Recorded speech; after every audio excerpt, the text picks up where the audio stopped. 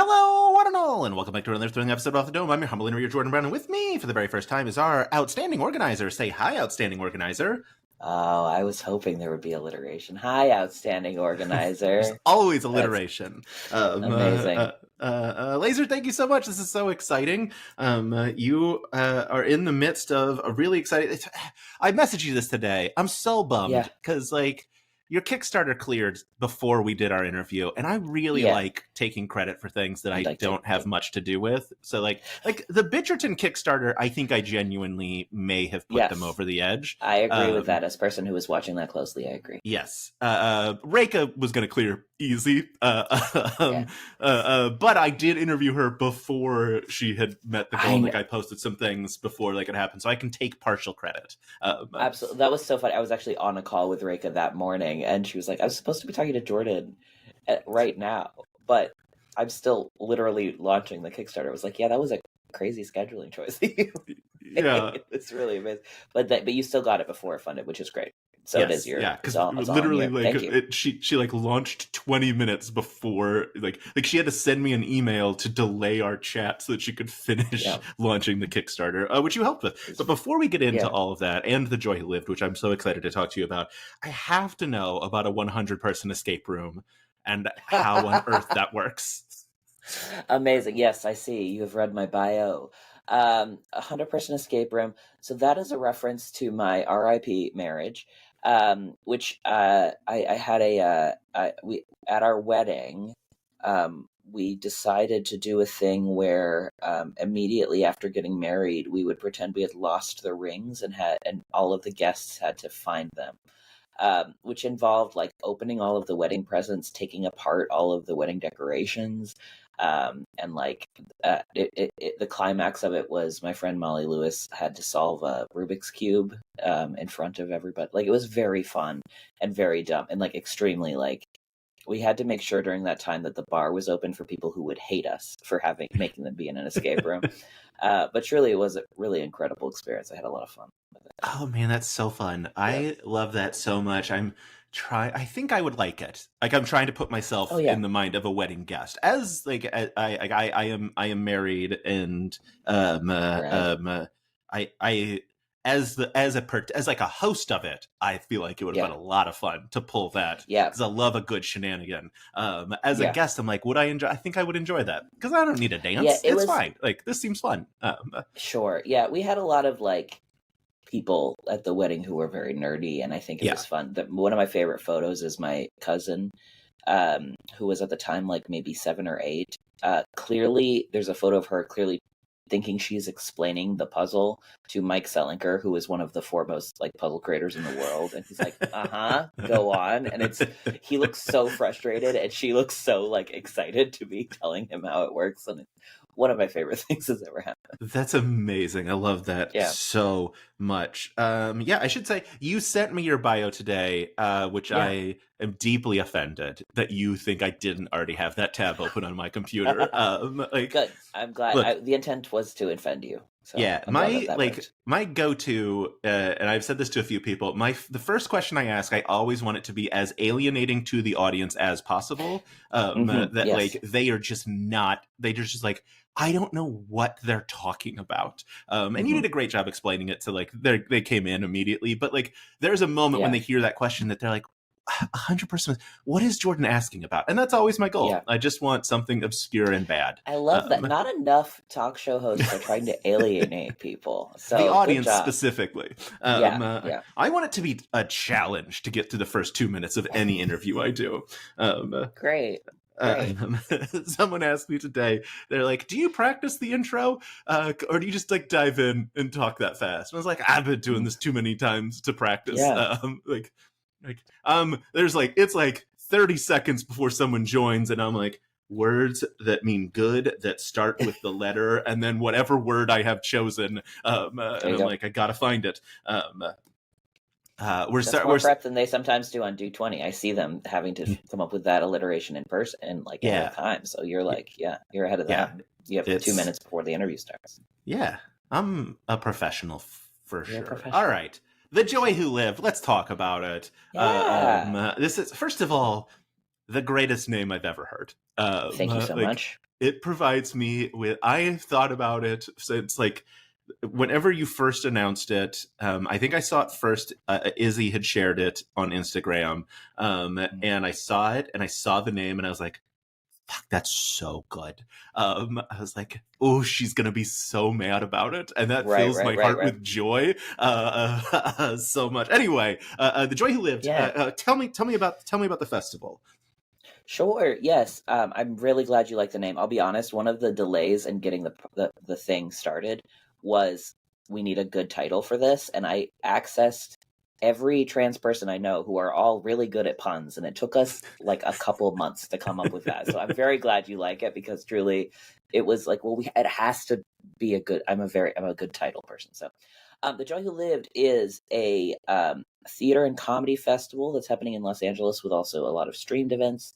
For the main reason was because in Los Angeles they're doing the Harry Potter play at the Pantages for 4 months. It's like our big Broadway theater, and I knew that was going to be happening, and it was going to drive me crazy because there are so many wonderful, incredible, gorgeous, like trans theater artists in LA that just can't afford to make art. And I know a billion people are going to see that play. And I'm like, what if like half of you, like a third of an audience one night, knew about independent theater and knew that there were incredible people who are making art that aren't like actively contributing to the downfall of our society? Like, then that would be amazing. So that's where the festival came from. Of course, since then there was the election and there's a lot of stuff going on. So, just one disgraced child's author is far from the biggest problem any of us all have. But it's happening, and it's great. It's going to be about 20 events in March and April. The first kickoff is at Dynasty Typewriter, and it'll be a comedy show with Giovanni and Alex Songsha and Rebecca Sugar, the creator of Steven Universe, and River Butcher, who's an incredible stand-up, and that'll be a fundraiser for Lambda Legal, who are currently suing the government over the executive orders. But the rest of the shows are all also going to be incredible, and I'm really excited about it. Yeah, I was gonna say, you have. I mean, obviously, like outside of Dropout, you have people like Rebecca Sugar, who is like incredible, right? But you have some for folks on this channel who are deeply in the Dropout lore. Like, you have Giovanni, Alex Songsha, DJ Mausner, who we have all recently fallen in love with on their first Make Some Noise appearance. Hopefully, first of many. It's look, when you go up like in an episode with Vic Michaelis and you come out and people are like, I really like this other person. DJ like, flippin' rules. So funny. So funny. Truly amazing. So good.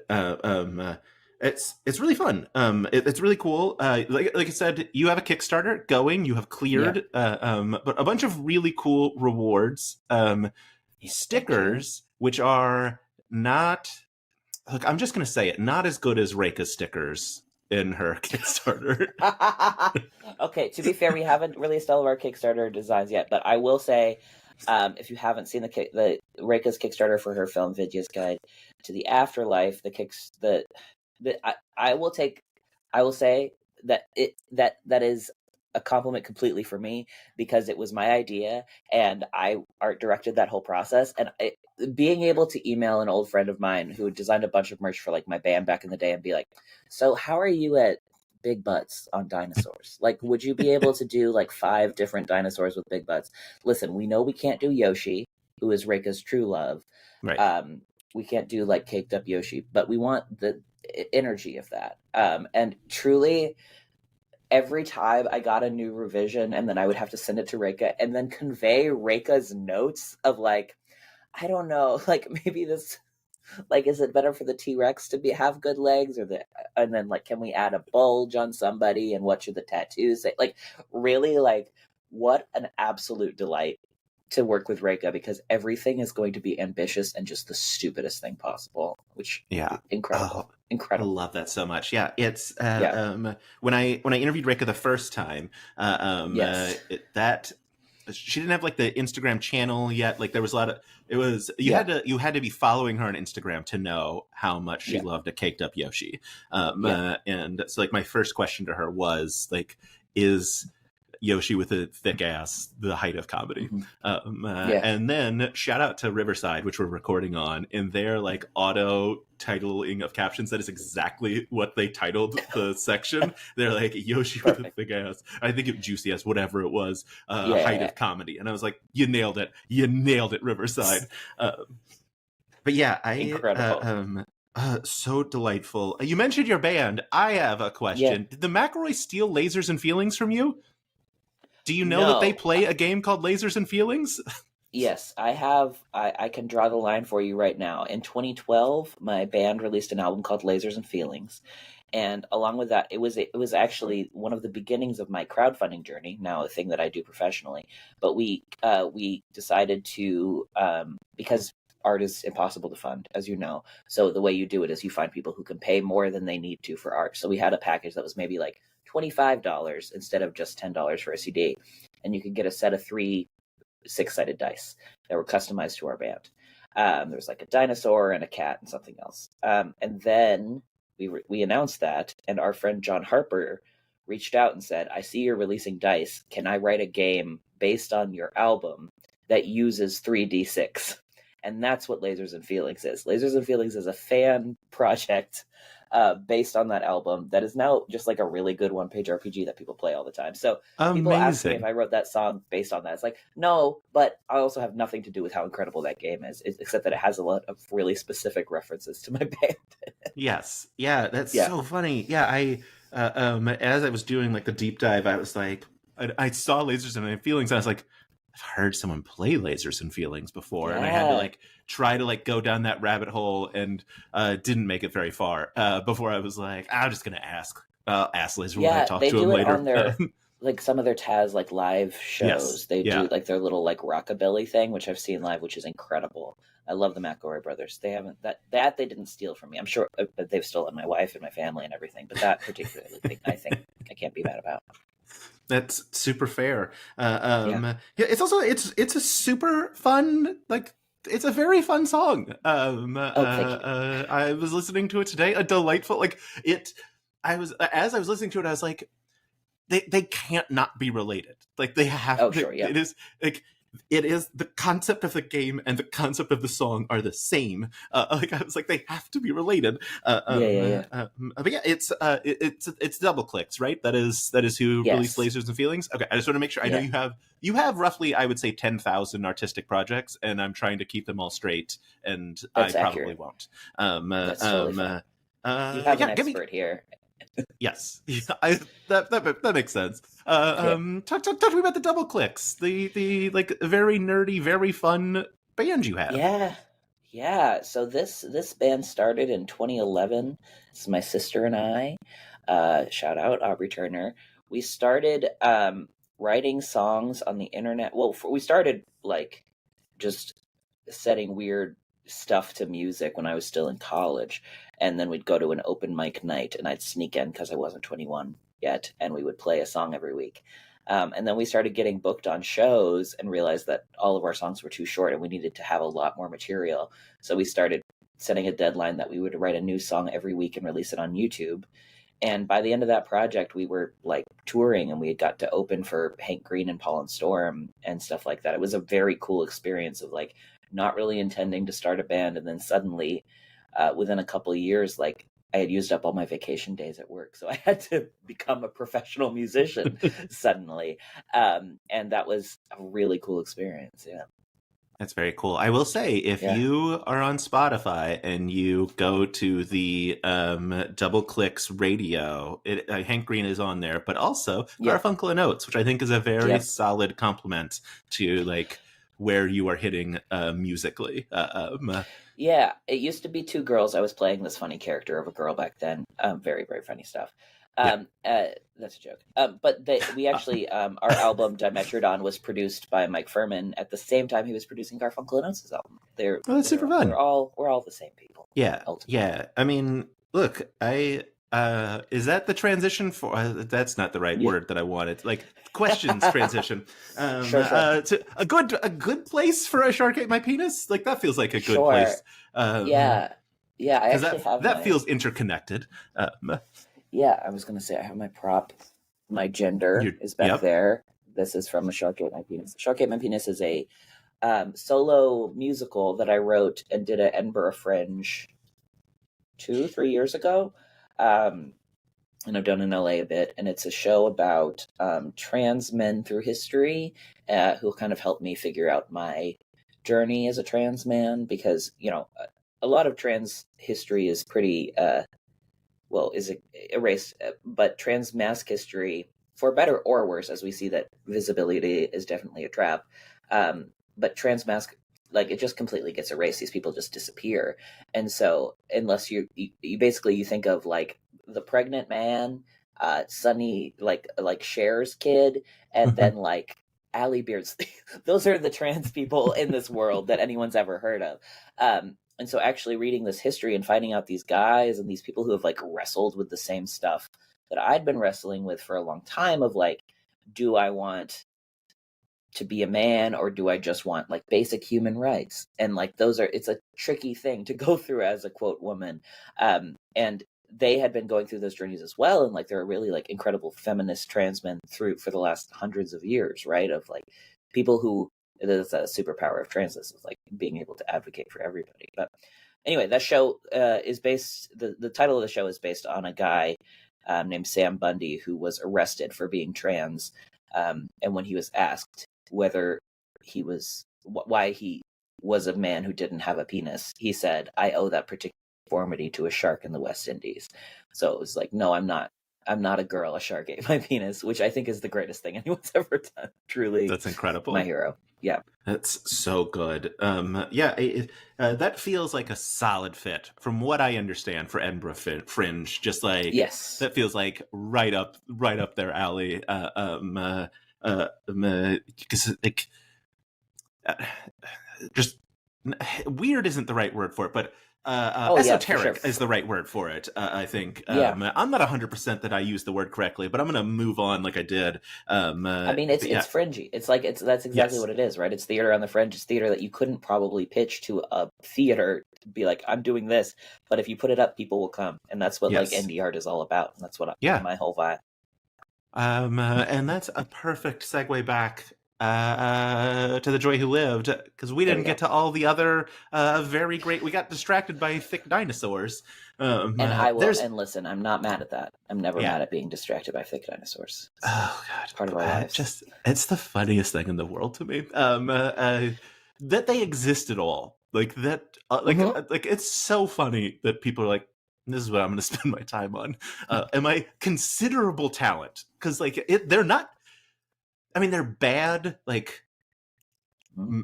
psychologically, but they are impressive works of art, which is there's really and I don't know, they're not hurting anybody as far as I can tell. Hurting anybody. Yes, like I'm sorry, I shouldn't yuck anyone's yum. But it's a wild, it's a wild choice. I'm sorry. Listen, Thick Yoshi's a wild choice. Thick Yoshi is definitely a wild choice. I definitely see where it's coming from, and it's just, I think this. You've met Reika, so you know the seriousness with which she approaches everything, and the dedication and the hard work, and just a person that serious and dedicated who's going to give her 1,000%, and the fact that she gives her 1,000% to thick dinosaurs, and like takes National Boyfriend Day extremely seriously because she has to like post about. It's just like, that's people being extremely serious about really stupid things is my favorite thing in the world. That's so good. It's so good. All right. Other things, though, people could get. Well, first of all, a bunch of live streams that are available, which is great. You're shooting right now for a $25,000 stretch goal, where you will basically have live streams for every show that you can have live streams for. Exactly. We're working with Drew Spears Productions, who does a lot of live streaming. They did the live streaming for Katie and Erica's Valentine's Day show. They do live streaming for a ton of stuff that I do. So we want to hire them to live stream the whole thing, which is happening across like 6 venues in LA, because while there is a lot of fun visibility for trans art here in LA, it's also like, it's literally not legal to be trans other places. So we would like everybody to be able to see it. And there's really fun stuff. Yeah. Like that opening show obviously is going to be streamed. My friend, speaking of people who put a lot of energy into stupid stuff, my friend Jill Young is doing a show called The Funeral for My Third Nipple about their top surgery. And when they had that, when you get top surgery, you lose some things on the way, and one of those things was their third nipple, which is very funny and weird. There's Asexuality, the musical, that's coming up. It's Chloe Badner, who is I think you've talked to the designer for Game Changer, is doing like a weird puppet show thing about feelings, which is going to be incredible. That's a Chloe designer move for sure. Of the Zam puppet. Yep. Heard of it. So there's truly I have a new musical that I haven't really talked about, that I'm writing with my partner Maddox Pennington, called Love Chicken, which is about like people playing like two cars throwing at each other, and it's about trans people in love, and like queer love, and how nobody can actually talk about it and stuff. And there's truly a wild lineup of really incredible stuff. So, that's so fun. God, I love, one of the things I love about Chloe is that they're so they're like very new into the like improv scene, and they're like taking like I think pretty introductory level classes at like UCB. Yeah. And they have access to, let's say, the greatest improvisers in the world. It's so funny to me that it's like you go to you go to your like 101 class, and then the next day you're on set with Brendan Mulligan. Just like truly wild. Well, yeah, I mean, I not to take credit for everything anybody has ever done, but I did make them take improv, because we had talked about them putting up a solo show and stuff, and they're just like, they were like, but I don't know, me on stage. And it's like, yes, obviously you on stage, get up there. And then they ended up bringing like 4 of their suite, like the UCB prototype, Matt, and Matt, all to a show that I was putting on, which was an all trans show. And so they were like the only 4 cis white guys, like just kind of sitting there like, oh, this is nice. I'm happy. It's just like bringing improv 101 to the queer community. It's all happening. Chloe connects everybody. We love to see it. That's so great. You should take credit, because as far as I understand, that is one of 2 things that has brought Chloe joy in like the last year, is improv and the shocky therapy thing. I don't know what it's called. Chloe also designed the My Gender. Oh, can I show you also? Let's see. Just show. I should make sure that this room is safe. But this time machine up there, also designed by Chloe. Its name is Elliot, and it is from the Shark Ate My Penis musical. So there you go. Incredible. Incredible. But yeah, other rewards people can get. Yes. A great Joy Who Lived t-shirt. I think that's where my pledge is going. Fantastic. We also added a second design just now by Julia Kay, who wrote Out and an incredible webcomic that you've probably seen.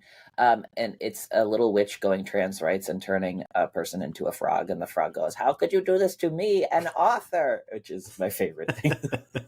That's very good. I love Julia. And she turned that around really fast for us, which was very sweet. Amazing stuff. There's also the golden ticket, you get to go to all the shows, but a ceramic magnet, very fun. A needle felted friend, also very fun. Yes, we've got some fun queer artists donated stuff, and I was like, sure, we'll sell this. Yeah, they're going to good homes. I know who's getting them, and they're going to good homes. That's fantastic. And an incredible poster signed by a bunch of people, I'm assuming from the festival. We're going to bring it around to as many shows as we can to get everybody to sign. So that'll be very fun. And then if you got the big cash, which I don't think you do because you're watching this, you could have your name on things and get like shout outs and things. We've got some wealthy viewers. This seems like the kind of thing that somebody has a lot of money would have enough time to watch. I think that's allowed. I think that's fair. Oh, all right. But yeah, it's so exciting. I was both bummed that I was bummed you met your goal, which doesn't seem right. But I was also like, I think that might be a hate crime. But I was calling Giovanni, but I was going to tell you to your face. But great, thank you. You'll get it. I saw it today when it was really close. It was like 500 short, and I got busy at work. because I also wanted to be the person that got it over. I was like, yes, it's one of two things: either I want to have the interview first, or I want to pledge and hit the right. But I did neither. And then of those we would things, have had to so dedicate the whole thing to you. Yeah, that's because you how would have that been works. the person who you make it's all or nothing, and you're the all. I'm the all. That's definitely how it works. Yeah, exactly. You mentioned Erica and Katie's Valentine's show. Yes. I didn't get a chance to see it. I have a 3-year-old, which I have to clarify for most of the interviews that I do, because I am universally behind on all things. Like I mentioned, I talked to Danny Carr from Critical Role, and I had to be like, hey, I'm just a heads up, I am 130 episodes behind on Critical Role. Sure. So I'm just a little bit backlogged on Easy that. to be, though. Yeah. Yeah. They just keep making stuff. Anyway, so that is why I say that I didn't get a chance to see it, but I heard incredible things about it. It was so fun. Yeah. What is your role in these live show production? That's it. That's the question. These live show productions. That's it. Okay, fantastic. Yeah, so I come from a background of, we were talking about the Double Clicks, where I used to produce 7 shows a week in a different venue with a different sound system, with a different audience, in a different city. That was a thing I came from. So when I moved to LA and we stopped touring as much, I have this wild skill set. And the first time, I put it together on shows that I produce a lot, like Gentlemen's Club, a fancy trans comedy event. But the first time I did that for somebody else was at Izzy and Brennan's Big Family Reunion, Izzy Rowland's Big Family Reunion, which was the kickoff show for her Kickstarter. And at that show, I met a lot of people, including Katie, and I think I've met Vic before, but this crew of folks who, as you know, everybody at Dropout is amazing. Most of them don't work for Dropout. They have a lot of time on their hands, if they were only doing Dropout, to do a lot of other stuff. And they're all incredible performers. So I feel very lucky that when Katie and Erica were putting that show together, they were like, who should we ask? And Vic Michaela sent them to me. And so my job for that was organization, which, Katie Maravich doesn't really need, as you probably know, an incredibly organized person. But, we got everything together to decorate the stage. We came up with all the little bits. Everybody brought Valentines to give to each other in the audience. That was the thing that we encouraged people to do. And then, we had a live rank room. We had a Horner Corner presentation that Erica wrote and I made the slides for. And so I've seen the art. From the Hornet Corner. It got shared on my Discord. People were thrilled and upset by it. Yeah, it was the day that I had to Google nodding, and I didn't know what it was. And by the end of it, I did know what it was, and it was a thing that Erica Ishii did to me. Yeah, and I'm not mad at him, but he's done it to a lot of people now. Yeah. Erica and Abria unleashed the Omegaverse into my brain, a thing I didn't know about before a Horner Corner episode. And I'm never going to forgive the two of them for it, but also very grateful. No. I think it's the same. It's you never look at a werewolf the same way, or really anything. Yeah, it was truly a wild experience. That was very fun. We ended up Erica ended up doing that presentation and requesting that Brennan come on stage and have to watch, which was an incredible experience. It was like, Brennan, you have to sit here and you have to listen to this presentation about how hot a Kraken is. And it was, I also learned that day that you can buy a tentacle. How is there a rating on this? Nah, explicit. Okay. It's good. Okay, a tentacle dildo on Walmart.com for $18. That's another thing that Erica Ishii is the reason that I know. So there we go. Yeah, just making a difference out here in the world, truly. Truly. It's so fun. You mentioned the Izzy Kickstarter. That one, yes. That one went buck wild right out of the gate. That was funded in 10 minutes or something. People really like Izzy Rowland, as it turns out. They do, and I've seen that film. It's fantastic. I can't wait for the final version to be out. But that was such a fun thing to work on. We in addition to like running the Kickstarter, right, I'm like a newsletter guy and stuff. So we got Izzy's newsletter going for that. And that's, I mean, those are the people who made that project successful. But it was so fun to work with her on telling this story about her dad and her life, and like, and the way that she was able to make a movie without, I mean, to be fair, Kickstarter went great, but still almost no money in terms of movies, because like her whole family, this is the family business, like they're all comedians from every stripe of the world, which is just like, it's so cool to learn that about Izzy's family. And they're all just absolutely wild people to have meetings with, as you could imagine. Sure. You did a thing. I want to give you credit for it. And I don't know if you are actually responsible, so you should just take the credit. You did a thing that I love so much in Kickstarter choices, which is when you have cleared your like, hey, we're going to make the best possible project financially goal. You then transitioned from let's raise more money to let's build a community around this project. Was that your choice? How did that come? Because it became like a thing of like, hey, let's. I think the exact language was something like, let's send a message to studios that we care about independent film. If you can donate $1 and we can just increase the number of sponsors we have, like that's how we'll meet our next stretch goals. Yeah. Oh, yeah. Yes. I'll take credit for that. I think that was a combination of there was real, people, this started happening and people did start noticing in the world of the town I live in. And I think it's powerful to be able to say to decision makers, like, this is something that people care enough about to give money, like it is all that capitalism cares about, capitalism being the bad guy, of course, but like it is a thing that we can show and that really helps knock those doors down. And also when you get into the door, to say like, I know what I'm talking about. You don't have to fit me into a different mold, because actually the mold that I built is a thing that people already like.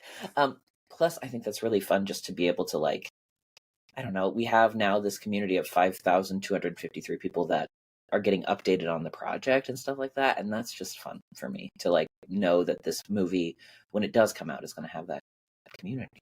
Yeah, cool. It's got a built-in audience ready to support it. Yeah, it's very fun. Reka posted on Reddit today, which like, Reka, get off Reddit. Don't be there. Whenever she tells me she's doing that, I'm like, why? But it is working. Really weirdly, this is the first Kickstarter I've run where Reddit is actually like in like the top referrers. So it's working. Great. Good job, Reka. Yeah. She's a smart lady. Yeah, very much. But she's on the Joko cruise and was like, yes. I can't believe we've done everything, or not everything, but like so excited. And it's really fun. Like that also like, I mean, obviously, like so much of this channel and what I have built is about community. It's like of course. The whole reason I exist as an internet person. And it's really fun to see, one, how much like folks like you and like want to build that community, but also then to see the community that I have a very small hand in be like, but also we want to support, like Reka's making a movie, we're going to support it. Like Izzy's making a movie, we're going to throw all the money in the world at it. Also, can I just say that Reka didn't realize I was like, hey, were you worried that after Izzy's Kickstarter that the amount of people who wanted to see a like science fiction comedy about death was like tapped? And she was like, I never put it together that they were similar in that way. And I was like, that's wild. Anyway, community was the actual question. Yeah.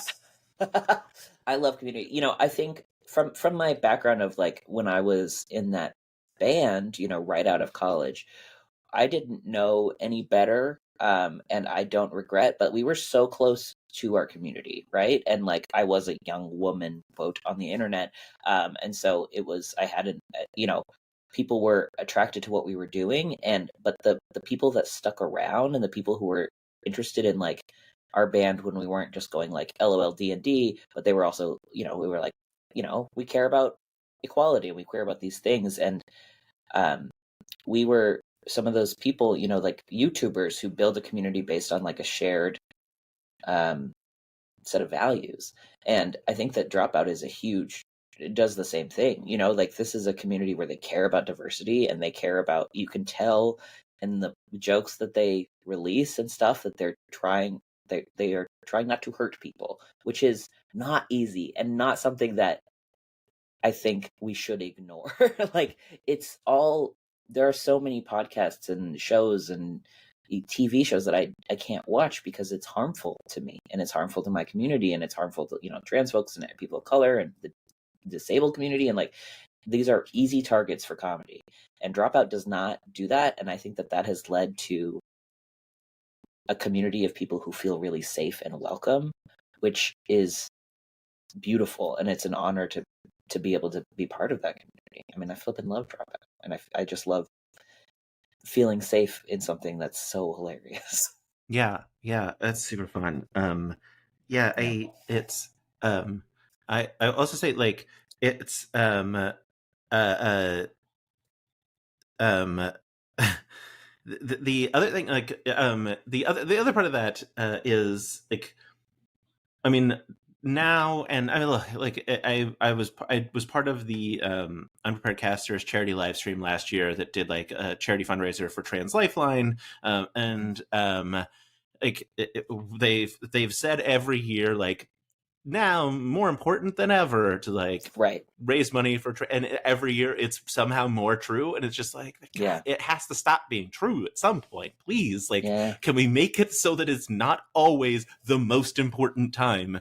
But like, building that level of community and like being able to celebrate art, we're going right back into the Joy Who Lived, feels so important. Of like, like I've talked about, and like many people have talked about, I'm certainly not the coiner of this phrase, but like joy as an act of rebellion is not the right.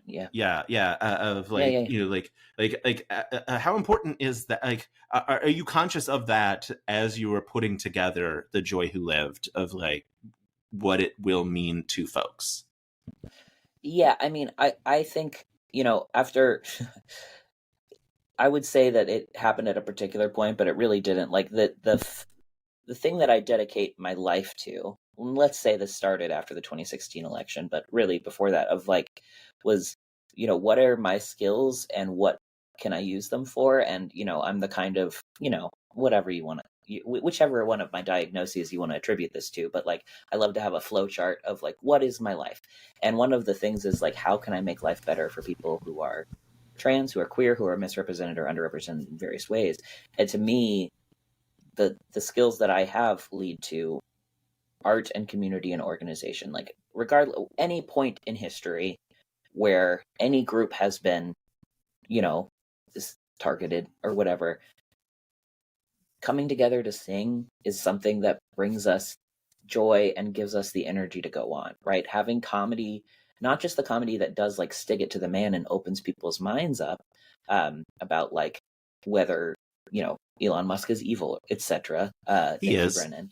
But the like these things, like that is so important, and that's a thing that I love that I can help happen. And there are a lot of like people in the community who seeing them makes other people's lives better. I mean, I know, you know, the trans folks on Dropout, like I've, you know, in my limited capacity as an internet famous person, I've had many people for, I am the first person they come out to. And I know that was really important to me when I needed somebody to come out to, you know? So yes, I am very cognizant of the work that I'm doing. I mean, you know, like working with trans art and trans artists is not the way to make money, certainly. But it is a really amazing thing to make me feel like I'm helping and that the world is doing something. And I will say overall, and there are the people who talk about this as well, like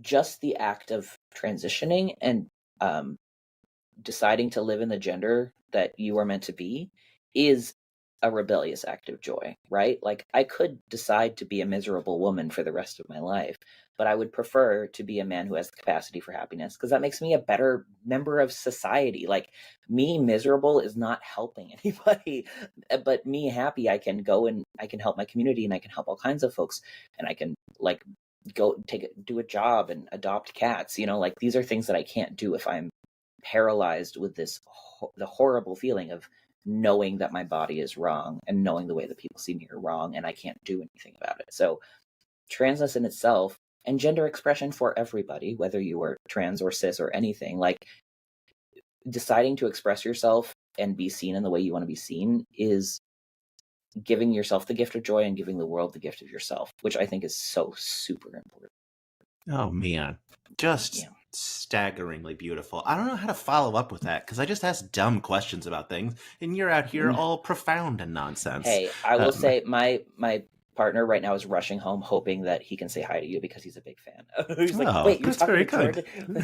So you're doing good work, and I think, I mean, just to compliment you for a second, as I said, like Dropout is fantastic, but it's also it's a platform, right? And these folks don't always have that platform, can't do everything on that, which is why it's incredible that there's a platform that you have created for all of these incredible creators to go and talk about the things that are important to them outside of the context of a Smarty Pants presentation. You know, like not everything fits into a short form improvised comedy show. Like these people have stuff to say and it's really important and things to make. And thank God that somebody's listening.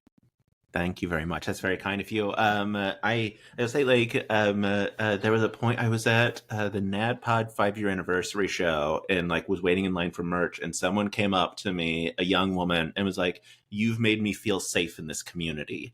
And I started crying because obviously, do you get this if people are coming out to you as a to transition, like as you're the first person? I have to imagine that hits every time of just like, all right, I have to go sob in like beautiful moment of joy. Please excuse me.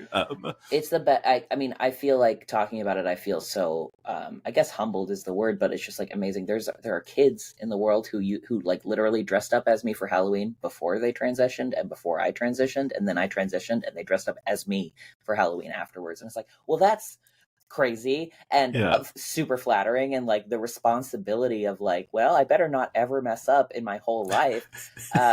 You know, there are people who have tattoos of songs that I've written and stuff like that, and that's just I get that. I have tattoos of art I like, and I think that the art is bigger than the artist in a lot of cases, but I think it's so important to have people you can trust, especially the people who are making the stories you listen to. So I'm wild. I also feel the I'm trying real hard not to mess up, gang. I'm doing my best. I will say I have made mistakes and I will continue to make mistakes. The best I can do is apologize after I have made them, which is listening. The usual listening goal. is the thing. Listening is the thing. It's like your choice is either to mess up and then get mad and side with the people who are defending you, or to listen and learn and be a model of apologizing and changing, because nobody is born perfect. It's just whether you decide to make it a personal blow to your ego that you are not perfect. Man, all of this is so good. It's so good. Another person that you've worked with, Maria Bamford. Yes.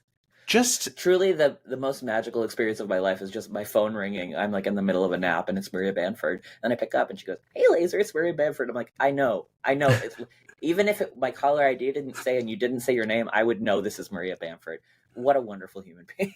How did you help? How did you help get?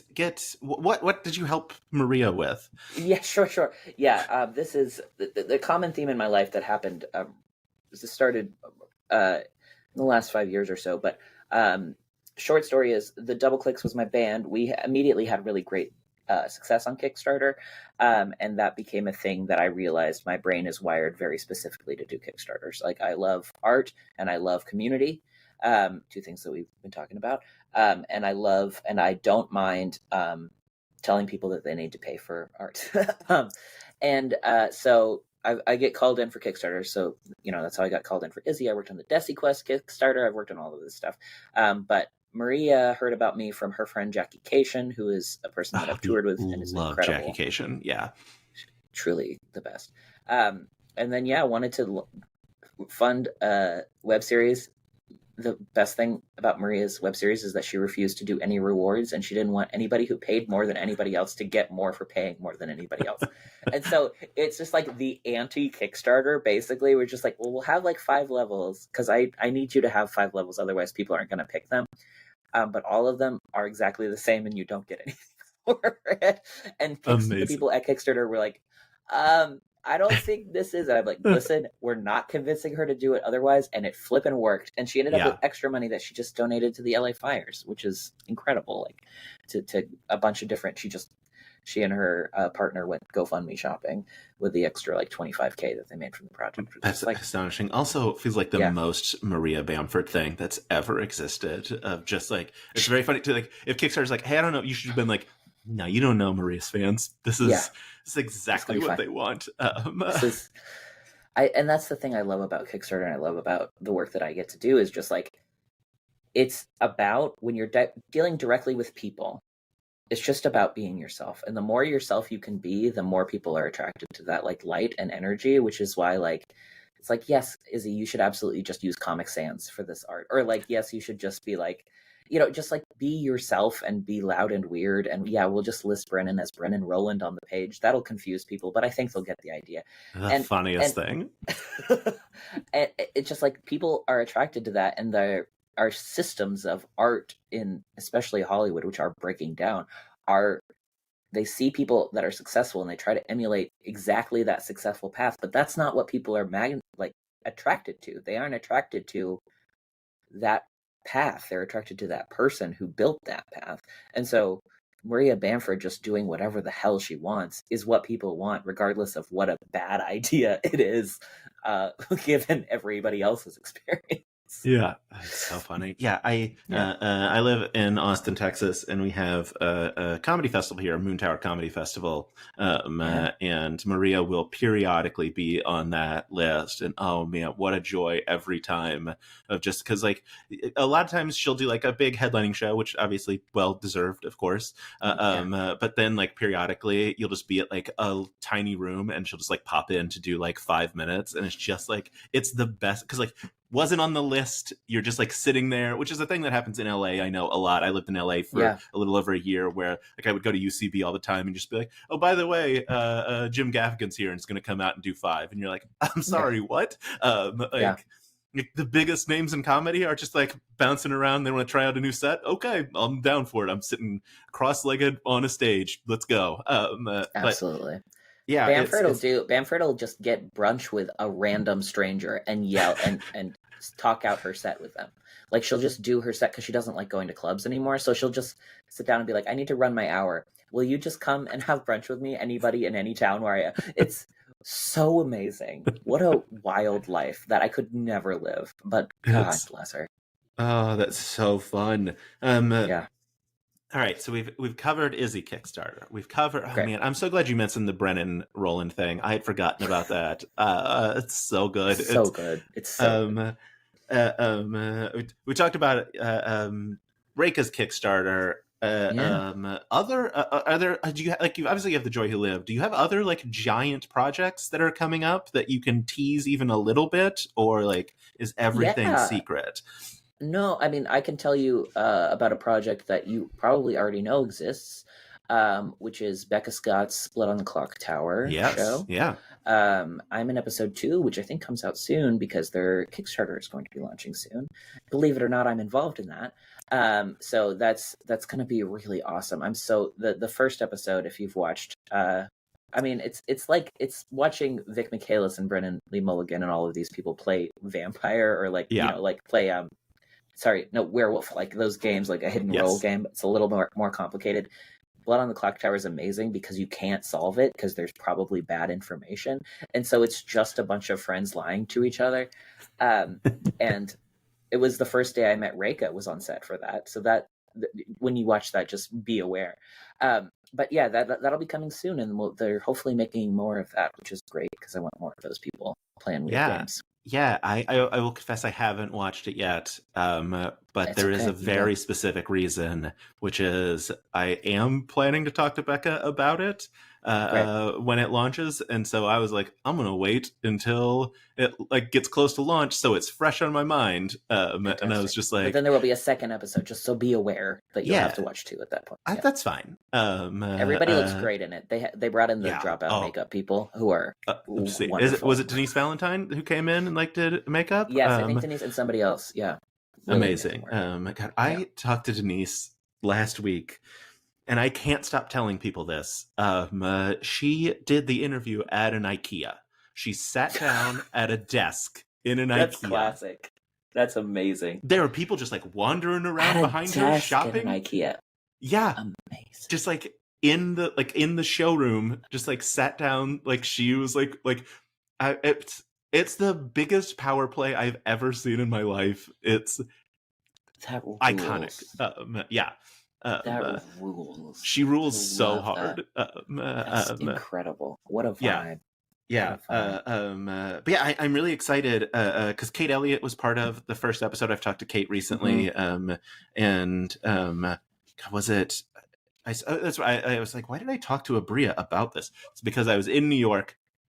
I went to see 20-Sided Tavern with Abria. She was there. I had interviewed Kate the night before in a hotel room in New York, which is very weird. Anyway, but like Abria was like, it's not fair. Kate's like too pretty and like charming, and you just can't accuse her of lying, which is a very fun twist on the game. But yeah, I'm really excited for I'm excited to watch Blood on the Clock Tower, and then excited for that Kickstarter coming so soon. I just want Becca Scott to have whatever she wants. So that's my goal. That's another one that like when the Kickstarter launch, people are going to lose their minds about it. The internet and the Dropout community really loves Becca Scott. So as they should. She's great. All right. If people want to find you on the internet, though, where are the many places that they can find you?